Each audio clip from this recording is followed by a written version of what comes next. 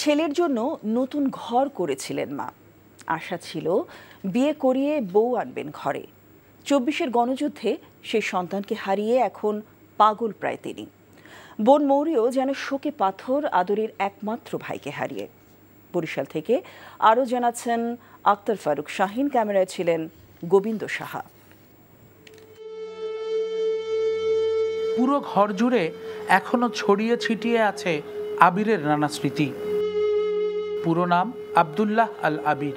মাত্রই চাকুরি নিয়েছিল রাজধানীর নর্থ সাউথ বিশ্ববিদ্যালয়ে। ২৩ বছর বয়সে যখন চোখ জুড়ে আগামীর নানা স্বপ্ন, ঠিক তখনই ঘাতক বুলেট রক্তের কাফনে মুড়িয়ে দেয় তাকে।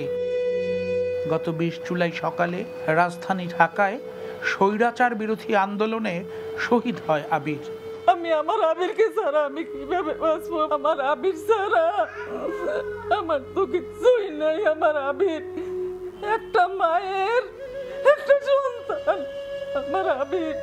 বরিশালের গোরাচাঁদনা সড়কের সাজানো গোছানো ছোট্ট সংসারটা ছিন্ন ভিন্ন হয়ে গেছে আবিরের মৃত্যুতে।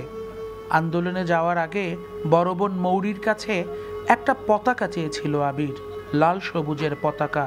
সেই পতাকা দিতে না পারার আক্ষেপই যেন এখন কুড়ে কুড়ে খাচ্ছে ভাই হারানো বোনকে।